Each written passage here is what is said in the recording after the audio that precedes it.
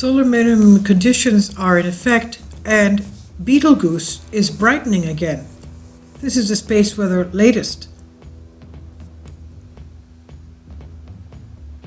Coronal wind flowing from sections of the southern coronal hole of the Sun could graze Earth's magnetic field in a few days, February 25th, according to space weather. Now, according to what's happening with Betelgeuse, we know it's a star in the Orion constellation, basically just northwest of the three stars that are in Orion's belt, and Betelgeuse is brightening again. But don't panic, said scientists. Betelgeuse is not likely to undergo a supernova explosion anytime soon. This is according to South Korean research astronomer Boom Sek Yeom. He said the red supergiant star Betelgeuse appears to have finally stopped its unprecedented dimming. It's been brightening over the last few days, he said. And Yeom assembled a light curve from data collected from American Association of Variable Star Observers. Now, solar minimum conditions are in effect as well. The Sun has been blank, without sunspots that is, for 18 consecutive days. This is a sign that solar minimum is still underway, despite recent signs of life from solar cycle 25.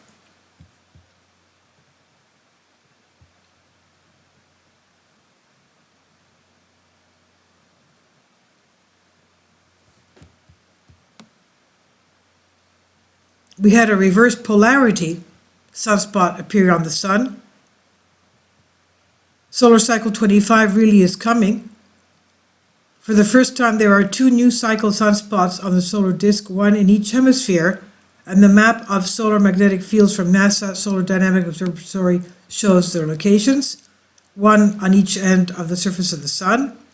And we know these sunspots belong to the next solar cycle because of their magnetic polarity. And simply put, they are backwards. According to Hale's law, sunspot polarities flip-flop from one solar cycle to the next. During old solar cycle 24, we grew accustomed to the sunspots on the Sun's southern hemisphere, but looking at sunspots now, today's northern sunspot has a reverse polarity compared to northern spots from old solar cycle 24. It too, therefore, belongs to solar cycle 25. The Sun is currently in solar minimum, the nadir of the 11-year sunspot cycle. It's a deep minimum. Century class, according to sunspot counts, the scarcity of sunspots has been so remarkable that it's prompted discussion of a possible extended minimum akin to the Maunder minimum of the 17th century, when sunspots were absent for decades. Such an event could have implications for terrestrial climate. We could be going into a mini ice age. Today's new cycle sunspots, with the isolated new cycle spots earlier in the year, suggest the solar cycle is in fact unfolding normally. A new Maunder minimum does not appear to be in the offing, thank goodness. Forecasters expect solar cycle 25 to slowly gain strength in the years ahead and reach a peak in July of 2025.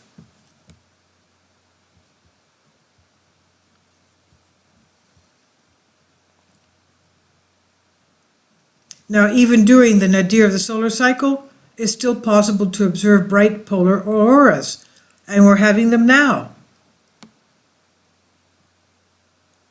Now, according to the Betelgeuse data, Betelgeuse reached its minimum brightness between February 12th and 14, and now it is slowly brightening up again.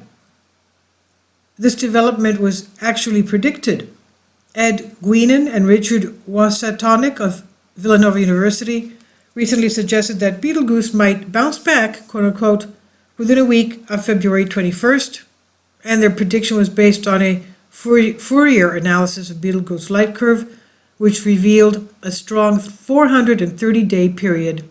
And if the current dimming were just an unusually deep dip in Betelgeuse natural 430-day variability, they reasoned its brightness should start to increase again February 21st, plus or minus 7 days, and they were exactly Correct. Their prediction seems to be coming true. Today is the 21st, this news came out, and it's now coming back to brightness.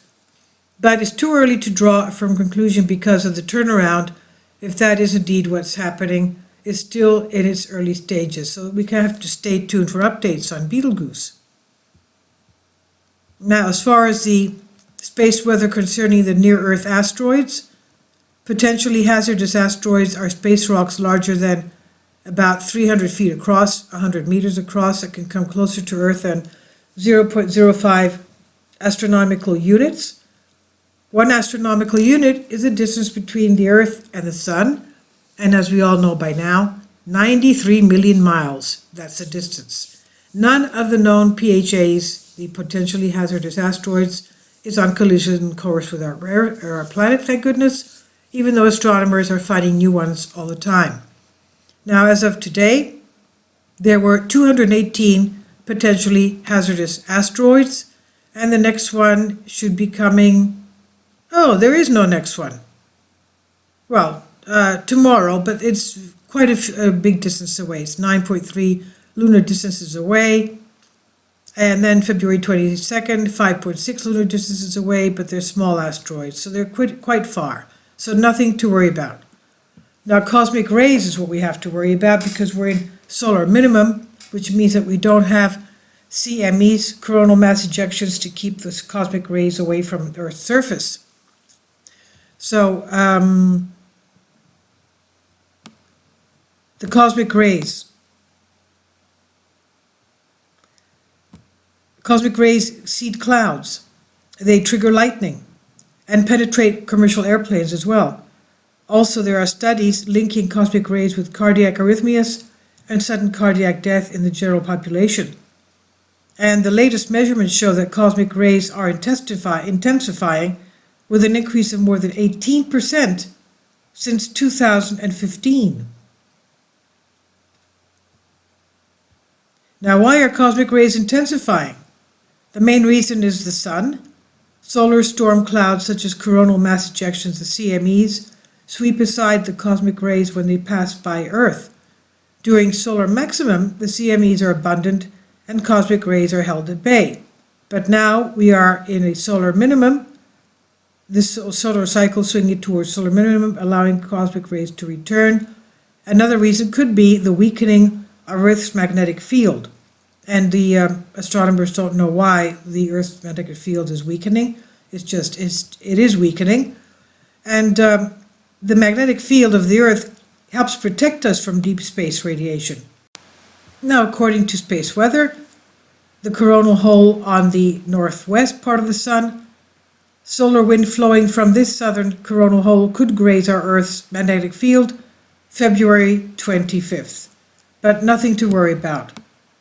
This is on space weather, and I'll leave a link below for you for this.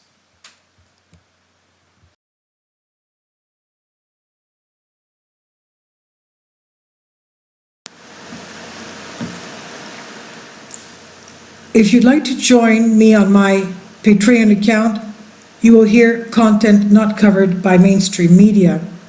These riveting stories will be based on my research, and I will state my opinions and give my personal insight on diverse and controversial subjects and world events not covered by mainstream media, and not supported by YouTube guidelines. So whatever I have on my Patreon, most of those will not be on my YouTube channel. Please consider becoming a member today. More of the most significant and important videos will be on my Patreon channel. Your support helps me to continue my research and keeps this YouTube channel alive. And we depend on your support, your generous charity, because we help economically challenged families here in Athens, Greece, in Kapota, and we also help the young generation with university tuition and the community around our church. Thank you.